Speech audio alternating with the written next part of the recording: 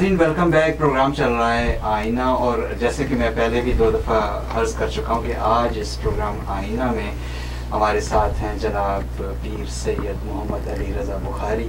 आप ज़ेब सज्जादा दरगाह बसां शरीफ आज़ाद कश्मीर, और आप चेयरमैन सूफ़ी पीस फोरम भी हैं। और नाज़रीन आज का ये प्रोग्राम ख़ास तौर पे हमने आपके बहुत सारे आप जैसे नाज़रीन के सवालात लेके पीर साहब के साथ एक फ़ायदा उठा रहे हैं इनका कि ये हमारे उन सारे सवालों का जवाब दे रहे हैं जो कि आप जैसे नाज़रीन इस किस्म के सवालात हमसे करते हैं। तो लेकिन इस वक्त मेरा रोल जो है मैंने सवालात बहुत से करने थे, लेकिन मेरे दाएं बाएं जो हजरात बैठे हुए हैं इनके पास सवालात हैं। मैं इनको मौका दे रहा हूँ और मैं मौका देता हूँ जनाब मियाँ नदीम साहब से एक दफ़ा फिर आप। जनाब पीर साहब, वजद की कौन सी वो ऐसी स्पेसिफिक सिचुएशन है जब मुर्शिद और मुरीद के दरमियान में आता है तो वजद तारीफ होता है? देखें, जो वजद कह लें, जज्ब, जो रूहानी अहवाल, स्पिरिचुअल फीलिंग्स, ये जब बंदा इस रास्ते पे चलता है, अल्लाह की याद में मगन होता है, तो उस नूर के, उस डिवाइन स्पार्क के ये असरात मुतरत्तब होते हैं। ठीक है, तो ये असरात, इसके हवाले से मैं बिल्कुल बगैर किसी तमहीद में जाए बगैर हज़रत इमाम गज़ाली रहमतुल्लाह अलैह आपको कोट करना चाहूँगा। आप अहया उल उलूम में इस कैफियत को, जैसा कि आपने मुर्शिद और मुरीद की बात की, जब मुरीद अपने शेख की मजलिस में बैठता है तो उसके ये कैफियत जो तारी होते हैं अनवारात के सबब से, तो इस कैफियत को उन्होंने हालत महमूद कहा। हालत महमूद का माना यह है कि ये पसंदीदा हालत है। अल्लाह ताला इस कैफियत को, जब इस कैफियत में बंदा होता है तो उसे क्या करता है, पसंद करता है। क्योंकि उस कैफियत का सबब क्या है ये नोट करना है। उसका सबब इमाम गज़ाली रहमतुल्लाह अलैह फरमाते हैं कि बुनियादी 3 असबाब हैं। एक, कुरान अज़ीमुश्शान की तिलावत का सुनना, चूँकि अल्लाह का कलाम है, नबी कौनैन सल्लल्लाहु अलैहि वसल्लम के क़ल्ब अतहर पर नाज़िल हुआ है। तो जब एक सुनने वाला जो आम बंदा, वो भी असरअंदाज होता है, उस पर असर इसका पड़ता है। लेकिन जो बंदा स्पिरिचुअली कनेक्ट है, किसी प्रॉपर सिलसिले में बैत है, जब वो उसको सुनता है तो उसके अनवारात उसके क़ल्ब और रूह को, उसके बातन को रोशन करते हैं। वो अनवारात की जब बरसात होती है तो कैफियत बनना शुरू हो जाती है। एक तो ये।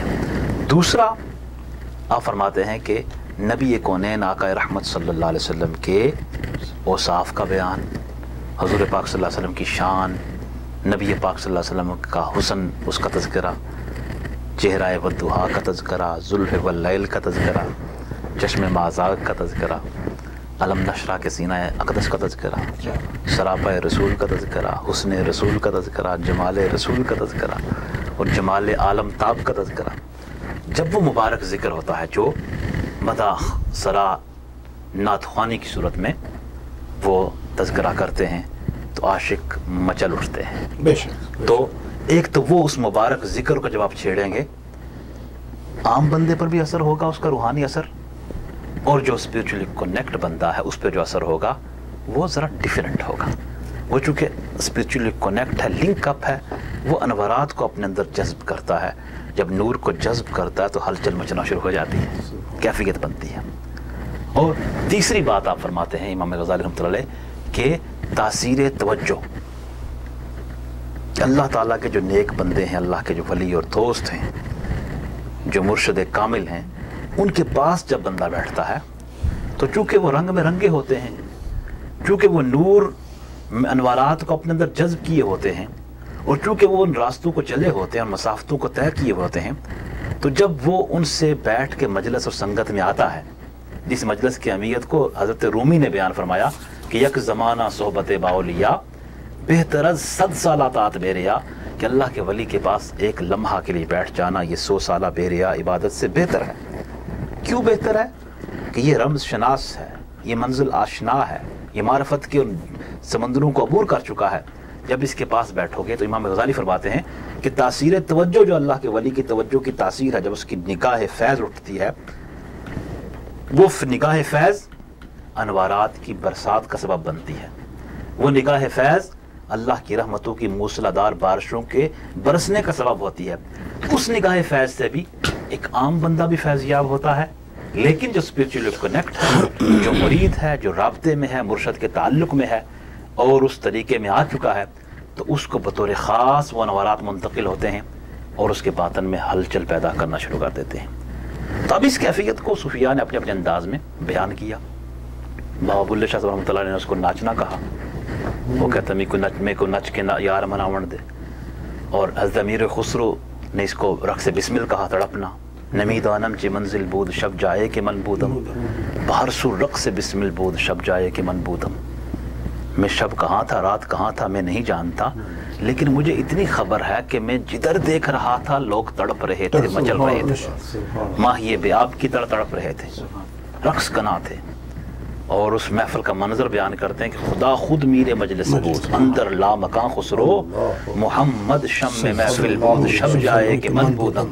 اللہ سبحانہ وتعالیٰ اپنی شان کے مطابق خود امیر مزبزم تھا، اپنی شان کے مطابق پریزائڈ اوور کر رہا تھا، اور کائنات کے سب سے بڑے عظیم ہستی اللہ کے پیارے محبوب صلی اللہ علیہ وسلم اس بزم کے چیف گیسٹ تھے، گیسٹ آف آنر تھے، مہمان خصوصی تھے، شمع محفل تھے. اس شمع محفل میں اللہ کے پیارے حبیب تشریف فرما تھے، اور ہر سمت رقص بسمل تھا.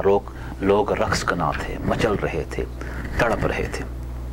اور یہ بہت بڑی اچھی کیفیت ہے، اور اس کے اسباب میں بہت سی باتیں کی جا سکتی ہیں. حضرت موسیٰ علیہ السلام کے کوہ طور کا واقعہ وہ ایک اس کے ثبوت میں آپ قرآن سے پیش کر سکتے ہیں. میں نے قلم بند کیا اپنے کلام میں، تصوف کے کلام میں میر صاحب، کہ دید کرنے کا وہاں عجب دستور تھا، حسن مستور تھا، عشق مجبور تھا، جب سرے طور تھا نور ہی نور تھا، صرف موسیٰ نہیں طور تھا مست. اور رومی فرماتے ہیں کہ ہر کرا جاماز عشق چاک شد، اوز حرص و عیب کلی پاک شد. جو اس عشق و مستی میں مرشد کے رنگ میں رنگ کے اپنے کبھی جامہ کو چاک کر لے، کپڑے کو عشق میں آ کے، وہ ہر قسم کے حرص و عیب سے پاک ہو جاتا ہے. کہ اس کیفیت کے بعد وہ اسپرچولی اتنا پیوریفائی ہوتا ہے، اگر وہ استقامت اس راستے پہ اختیار کر لے، اللہ گناہوں سے اسے پاک کرنا شروع کر دیتا ہے. اور اس کو میں نے قلم بند کیا، اپنے ترجمہ اس شعر کا کیا کہ عشق و مستی میں جو کرتا جامہ ہے چاک، رومی بولے ہے وہ حرص و عیبوں سے پاک، معترض نہ سمجھ تیرے حصے میں خاک، معترض نہ سمجھ تیرے حصے میں خاک، جلنے والے تو جل میں صدا مست مست. جیسا کہ میر صاحب نے کہا، اب ارشد صاحب نے بھی کہا کہ حضرت میرا محی الدین غوث الثقلین کا مہینہ ہے. تو آپ کی بزم میں جب آپ واز کے بعد آپ اپنی بزم میں مجلس کو دیکھتے ہیں، آپ ندیم صاحب آپ کے سوال سے جو ریلیونٹ بات ہے، وہ نگاہ دوڑا کے پڑھتے ہیں لا الہ الا اللہ محمد رسول اللہ. بس اللہ کے ولی کا یہ کہنا تھا کہ محفل میں ہلچل مچ جاتی ہے، لوگ تڑپتے ہیں، مچلتے ہیں، حتیٰ کہ آپ کی بزم سے لوگ بے ہوش ہوتے ہیں، ان کو اٹھایا جاتا، لوگوں کی شہادت ہو جاتی ہے اس کیفیت عشق و مستی میں. تو بہت بڑے امام جوزی تشریف فرما تھے، تو باقیوں کا حال تو اپنا ہے، انہوں نے اپنے کپڑے پھاڑ دیے عشق و مستی میں. یہ کیفیت جذب ہے، یہ محبت کی کیفیت ہے. تو میں نے وہی اول وہی آخر، تو میں نے اس کو بھی قلم بند کیا. میں نے پوچھا کہ شیخ جوزی رے کیوں چاک دامان تھا، بولے ساقی جو وہاں شاہ جیلان تھا، سیف اللہ چلی لا الہ الا اللہ محمد رسول، سیف اللہ چلی جذب وجدان تھا، جیو نسبت میری غوثیہ مست مست. تو یہ اولیاء اللہ، کامل اولیاء کی بزم کا محفلوں کا خاصہ ہے. تفاسیر میں، تفسیر روح البیان میں ان کیفیات کو جا بجا بیان کیا گیا. صاحب تفسیر مظہری نے اس کو بیان کیا. بہت سی معتبر کتابوں کے اندر حضرت امام ربانی مجدد الفسانی رحمۃ اللہ علیہ کی مکتوبات شریف جو تصوف میں ایک سند کا درجہ رکھتی ہے، اس میں ان کیفیات کو بیان کیا گیا ہے. تو یہ اللہ کے نیک بندوں کی بزم کا خاصہ ہے. جب ادھر آپ بیٹھو گے تو وہاں آگ لگی ہے عشق و مستی کی، تو بندے پہ رنگ چڑھتا چلا جاتا ہے. باقی اس رنگ کو لینا، اس کو سنبھالنا اور اس کیف کو بڑھانا، یہ مرید کی رسپانسبلٹیز بھی ہیں. اور یہ رنگ کسی کو مل جائے، اور میں نے لکھا ہے کہ عشق و مستی کے رنگ اپنے مرشد کے سنگ، معترض ہوش کر کیوں ہے دل تیرا تنگ، نور لینے کا تو سیکھ لے پہلے ڈھنگ، با ادب بن کے آ فیض پا مست، با ادب بن کے آ فیض پا مست. नाज़रीन एक छोटा सा वक्फा लेते हैं, उस वक्फे के बाद हम आपकी मुलाकात एक न्यूयॉर्क के एक बड़े मशहूर नात खान से भी कराएंगे, नाम बाद में बताएंगे। हमारे साथ रहिए। हाजिर